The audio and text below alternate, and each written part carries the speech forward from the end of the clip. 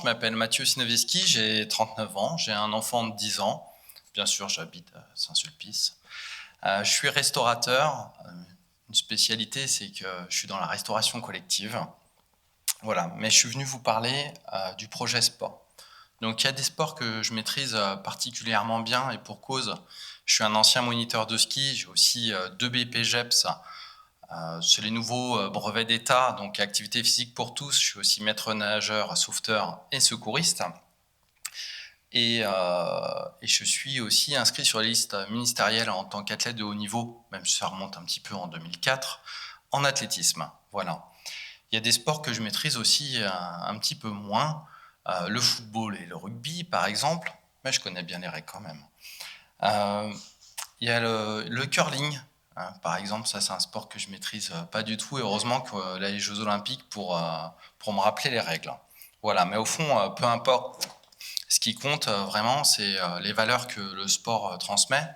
Et je pense particulièrement à la rigueur, à l'effort, à la persévérance, au respect et au dépassement de soi. Il y a différents types de sports. Il y a le sport performance, compétition, exigence, résultat. Et puis il y a le sport loisir, le partage, l'équilibre, et puis bien sûr la santé. L'un ne va pas sans l'autre. Il n'y a pas de sport performance sans sport loisir. C'est vraiment la pyramide coubertinienne. Et puis surtout, il n'y a pas de sport sans bénévoles, sans éducateurs et sans associations et sans dirigeants engagés. Et on a commencé à faire un tour auprès des clubs. On ne les a pas tous rencontrés. Donc s'il y en a dans la salle qui veulent venir échanger avec nous, je vous ai parlé des différents types de sports, mais avant tout, on va faire un petit état des lieux, parce que tout le monde ne connaît pas les infrastructures sportives de la commune. Il y a le complexe sportif de la Messale, c'est juste à côté.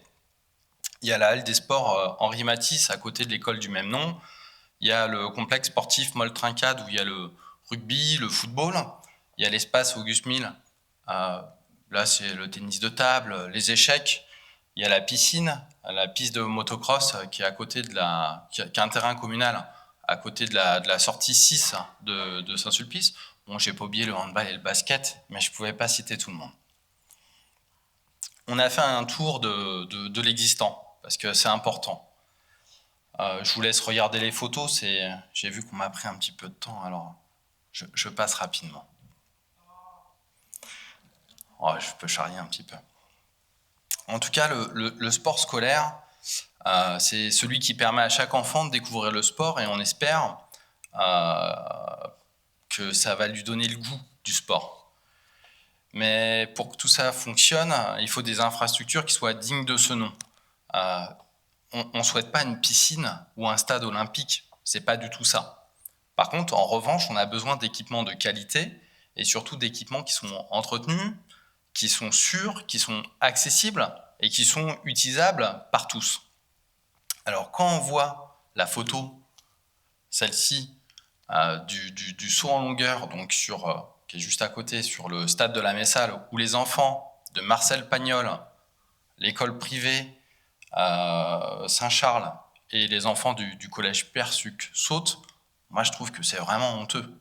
Il y a un enseignant qui me disait pousser les crottes de chiens avant de faire sauter les enfants. Vous voyez, là on est vraiment sur l'entretien, c'est de la pelouse. Pareil, les enfants quand ils font des tours de stade, ils se prennent dans les filets, ils se déchirent leurs vêtements, ou en plein milieu on voit les eaux pluviales qui sont, enfin on peut se mettre le pied dedans, c'est vraiment dommage. Donc la première action, si on arrive à la mairie, c'est de la rénovation. Parce que quand on nous parle de rigueur, il ne faut pas confondre rigueur et immobilisme. Donc nous, on va réhabiliter ça. Ensuite, il y a le sport de rue. Le sport de rue, c'est encore un autre type de sport. On n'a pas de lycée à Saint-Sulpice. Nos jeunes, 16, 17, même 15 ans, qu'est-ce qu'ils font le week-end quand il fait beau? Voilà, ils ont déjà des infrastructures pareilles qui existent. Et c'est vrai que c'est chouette. Le City Park, à la base, il est plutôt cool. Le seul souci, c'est qu'il n'est pas du tout entretenu. C'est la même chose, hein. Sur cette photo-là, on voit des fils métalliques qui pendent et qui sont pile à hauteur des yeux des adultes.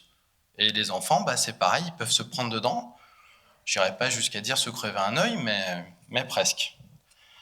Pareil sur les tables d'échecs qui existent à côté du stade à côté du skatepark. C'est dommage. C'est des choses qui existent et qui sont pas du tout entretenues. Donc pareil, on fera la même chose. On réhabilitera, on rénovera. Le sport associatif, c'est un petit peu la même chose encore. Il y a quelqu'un du football, je crois, qui est présent à la salle, qui nous avait dit que, par exemple, les vestiaires, il y avait des problématiques de fuite. Mais les sports de combat nous ont dit que voilà, ils pouvaient pas venir en vélo, ils étaient obligés de venir en voiture parce qu'ils pouvaient pas garer leur vélo parce qu'il y avait des fientes de pigeons qui se mettaient sur leur vélo, ou pareil dans les escaliers, alors qu'il faudrait simplement installer des picots. Donc voilà, ça c'est les premières actions qui seront menées en réhabilitation. Et pareil pour les mobilités douces, les pistes cyclables qui existent déjà, on la voit, qui est vraiment pas chouette. Et puis c'est pareil pour les stades de foot et de rugby. On pourrait réfléchir avec les clubs pour que le Sulpicien, le bus, les horaires puissent correspondre aux horaires des clubs de foot des enfants.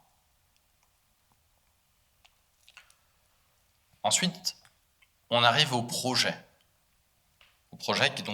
qui aura lieu dans un second temps. Et l'un des premiers projets qu'on souhaite faire avec la consultation des clubs, c'est au complexe sportif de Moltrincade, c'est un saut en longueur, un saut en hauteur et une zone de lancer de poids sur une zone qui existe déjà. C'est la même chose, sauf que là, le saut en longueur, c'est le bac à sable qui est là. Il existe, il n'y a juste pas de piste d'élan. Donc ça ne serait pas des gros frais et ça serait vraiment bien pour pouvoir proposer des journées intercommunales aux écoles, inter-écoles. Voilà. Le deuxième projet, ça serait un projet de mur d'escalade, intérieur ou extérieur, ça serait à déterminer, mais ça ne serait pas un mur d'escalade qui serait vertical. Ça serait un mur d'escalade qui serait horizontal, donc à une hauteur de 1,50 m avec des différents types de parcours qui existent pour initier les enfants à l'escalade ou les adultes, voilà, avec des circuits, des prises de couleurs, comme on peut trouver un petit peu partout. Circuit 1, les prises rouges, circuit 2, les prises noires, et ainsi de suite. Ensuite, toujours pour le sport de plein air, c'est quelque chose qui n'existe pas actuellement à Saint-Sulpice, à part dans le collège lui-même, c'est des tables de tennis de table. Et ça, c'est pareil, c'est des choses qui sont pas très chères. Des tables de tennis qui sont en béton avec des bords arrondis pour pas se blesser. Et ça, on est à peu près à 2 500 € hors taxe sur ces équipements-là. Autre projet encore, c'est un parcours sportif où il n'y en a absolument pas. On souhaiterait faire ça à côté de la sortie numéro 5, pas très loin en fait de toute la future zone d'activité où on espère qu'il y aura des entreprises qui viennent s'implanter pour pouvoir, pourquoi pas, proposer un label sport et entreprise et puis proposer un parcours sportif qui soit pleinement inclusif. Et enfin, il existe un espace de VTT à côté du tennis, à côté de la pétanque. Et du coup, là, on aimerait bien faire quelque chose de pareil, qui soit entretenu déjà dans un premier temps. Donc on aimerait déjà le rénover pour que les sportifs puissent vraiment profiter de ce terrain-là. Et puis dans un second temps, pouvoir créer un pump track. C'est une zone où on peut faire un peu de vélo, de trottinette, de roller, et on peut même y aller en sport fauteuil. Au niveau des associations, on a différentes envies qui sont souvent partagées par les clubs qu'on a rencontrés. La première chose, c'est réfléchir comment faire pour développer le handisport avec les handicaps visibles et invisibles, comment la mairie peut aider les clubs à faire ce soutien-là. La deuxième chose, ça serait un financement pour les licences des enfants, un petit peu, en fait, il y aurait 2 idées. La première idée, ça serait de copier le chéquier collégien, mais seulement pour de la maternelle à la primaire et de le limiter à 10 euros. Voilà.